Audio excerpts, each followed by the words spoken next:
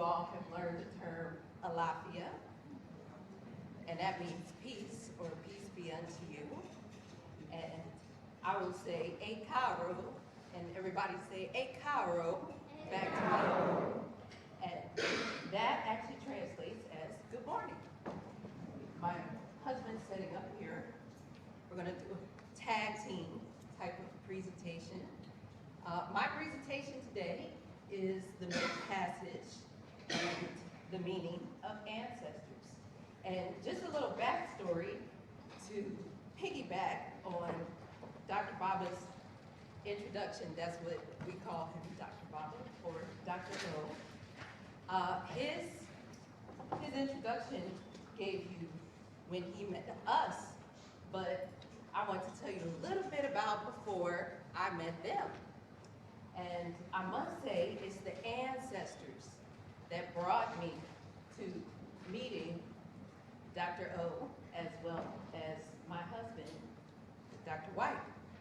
And about 1997, 98, I started becoming committed to the idea that I would have a relationship with my ancestors, spiritual ancestors, which I will go into a little bit of detail about today.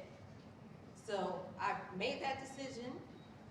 Of course, the ancestors said, okay, you're open to us now. We will help you along in this process.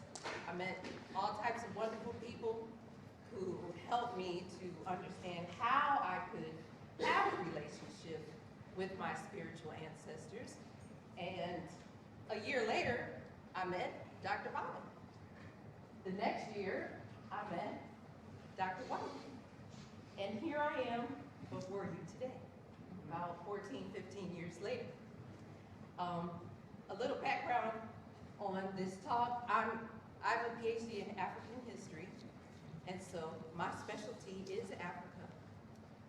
So we're going to do a half and half program. My other specialty is that I'm a Yoruba priestess of Oshun.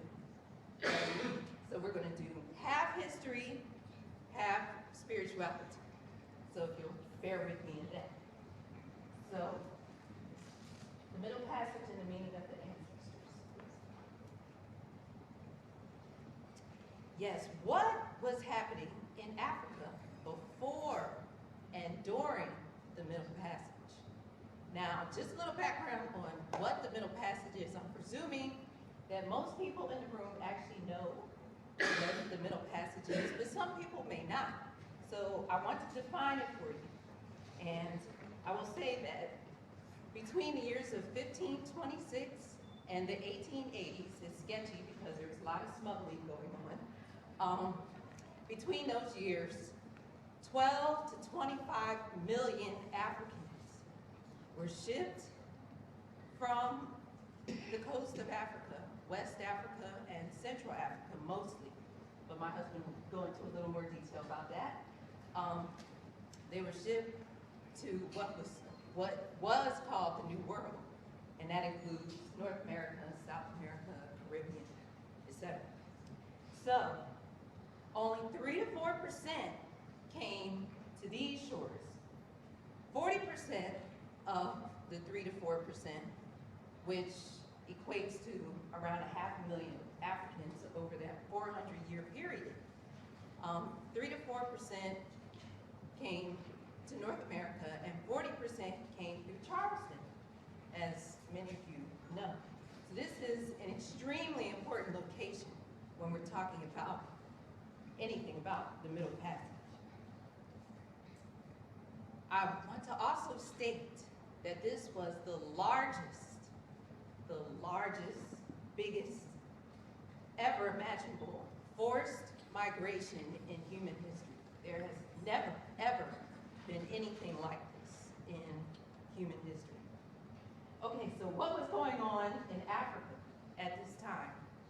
Most societies in West and Central Africa were farming agricultural societies. So I have a picture here of women with their rice plants, and you see they're smiling. because I want to emphasize, because a lot of African Americans don't understand that farming was a technique for freedom. To be able to grow your own food and support yourself is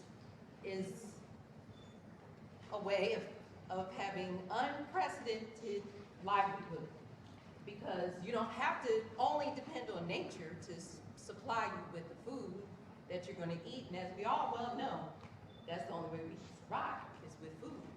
But since we were forced to farm on this side of the continent, a lot of us have this disdain and think that farming is something that, you know, only impoverished people do, or that is not appropriate for a reputable human being.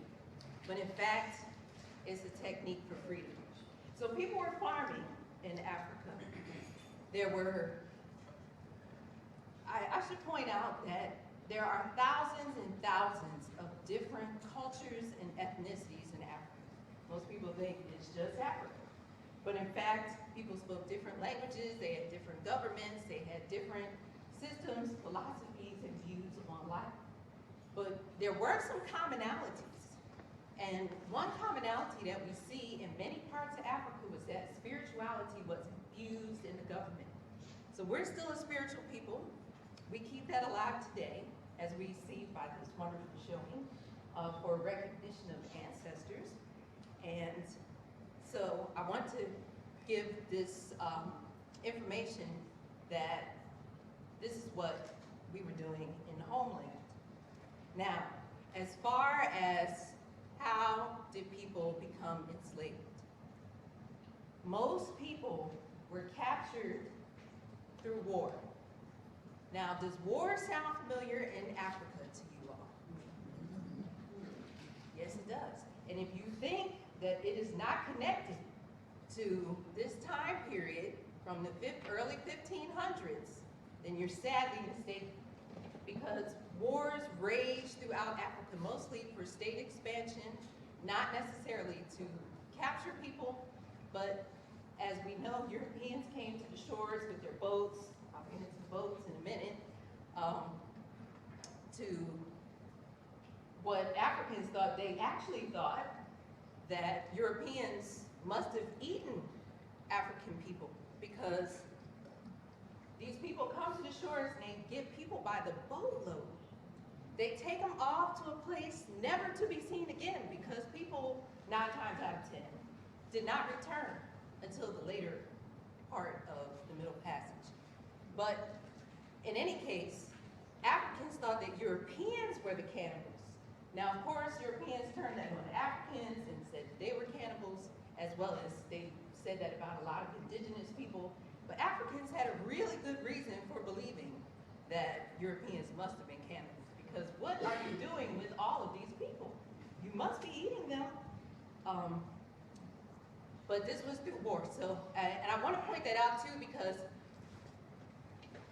given the fact that a lot of Africans sold other Africans into slavery, a lot of us can't reconcile with that idea.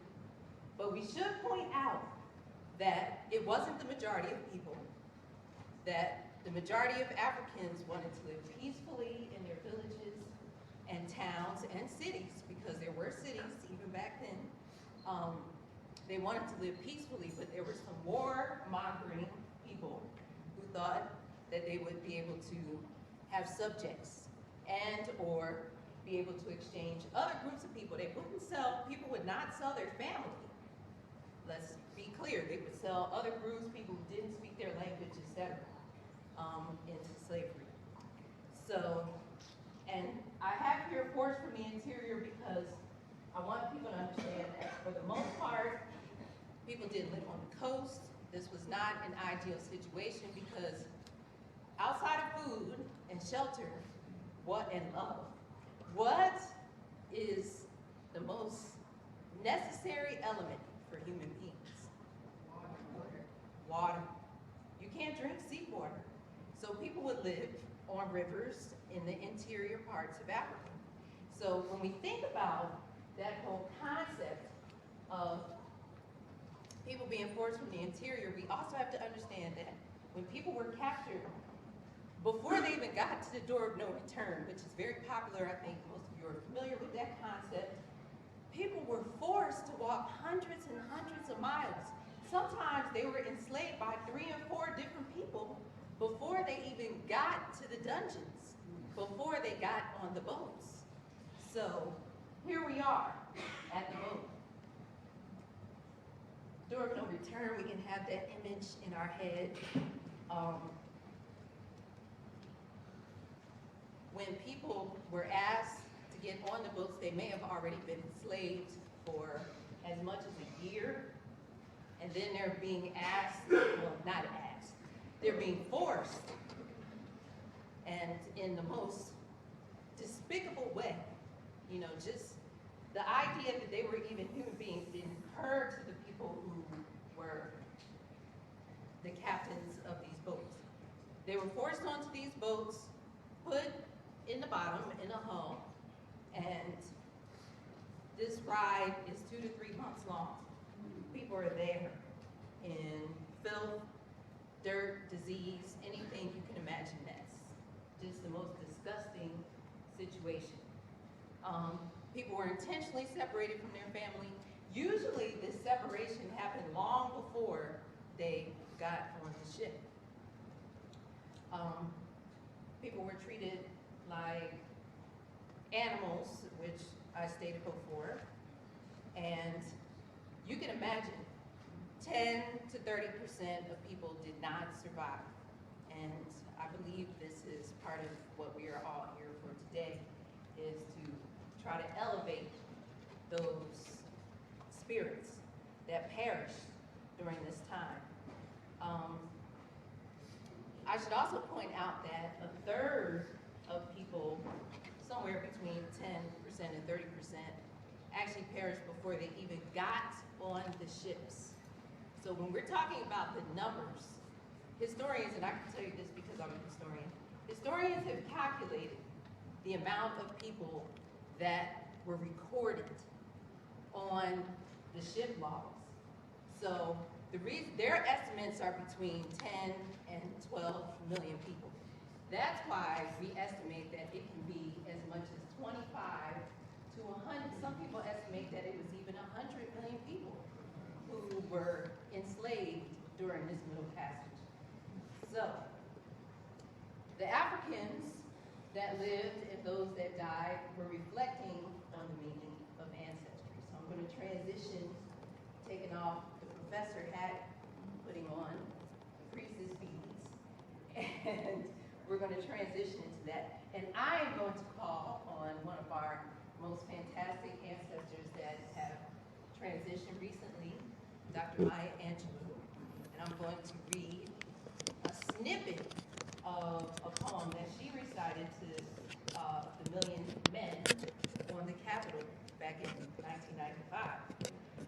She said, "I say, the night has been long, the wound has been deep, the pit has been dark, and the walls have been steep.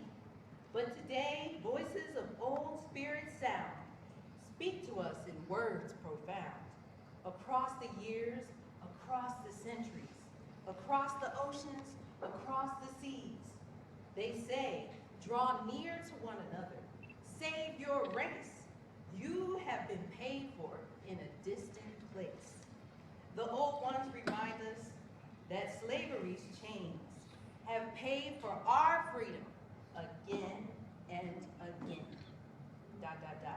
The ancestors remind us, despite the history of pain, we are people who will rise again, and still we rise. So, who are the ancestors? I want to make a note that there is a difference between the physical ancestors and the spiritual ancestors. If you don't walk away with anything that I've said today, please walk away with that. That is a tool for empowerment, and if you don't understand that concept, you can get into some murky waters And we today are trying to get out of the murky waters. So, the difference, spiritual ancestors are deceased relatives that had a long life, usually had children, were upstanding citizens, ethical, and left a legacy, because we have some people in our community that they left such a fantastic legacy. If they didn't do any of this other stuff, they didn't have a long life or whatever, they would be considered ancestors as well. However, physical ancestors only, because the spiritual ancestors are physical ancestors too, but we have people that passed, that died in our families that do not qualify as spiritual ancestors, but of course there are physical ancestors. So, but if they're only physical ancestors, there's a likelihood that they died young or died early, that they weren't parents at any point in their life. And that doesn't mean actually birthing a child, because you don't have to have a child to be able to raise a child or be a parent. We all know that. People that were social menaces that just, caused a ruckus while they were here on earth and did all types of crimes, and those that perished or died tragically. Those are people that we usually consider physical ancestors and not necessarily spiritual ancestors. Now, I am very pleased that people are not looking at me like with anger, because people get upset about this sometimes, thinking, well, I thought that my Uncle Johnny was an ancestor and I've been worshiping him as a spiritual ancestor, but he's just a physical ancestor because he was a criminal and he died at 25 years old and blah, blah, blah. But there's always something that we can do on behalf of the ancestors. So how do we engage the ancestors? We engage the spiritual ancestors differently than we engage the physical ancestors, but we can engage all of our ancestors. So, with spiritual ancestors, we pray, libate, and offer to. With physical ancestors, we pray, libate, and offer for. We do it on their behalf. Because the idea is that if we're on this planet and we're attempting to become spiritual ancestors, we might actually, on this earth while we are alive, have more power in our prayer than they do as a spirit, in the spirit world. So we pray to elevate them. We want their spirits to be elevated. Because you don't want to call on Uncle Johnny, the criminal, who died when he was 20 and was a social menace and all of this, to help you and to do all of this work for you if he's going to come and bring the wrong energy. We don't want that. So we want to pray for his elevation. He may have even been reincarnated into another individual, gets another chance, because reincarnation is truly an African concept. You will find this in lots of different cultures. We keep records of both, though, for various reasons. And we learn more about that every day so that we can know what we're in for as people. So, build altars, yes, we can build altars, we celebrate. So, I wanted to point this out because as we are commemorating and celebrating today, we want to be sure that we call on the energy of the spiritual ancestors, and we want to be sure that we help to elevate the physical ancestors. And why are we doing this? Because it provides us with identity. It provides us stability. The ancestors will give you spiritual awareness if you are open. They will talk to you. And you want to listen because they can protect you from harm and bring you blessings. Thank you very much.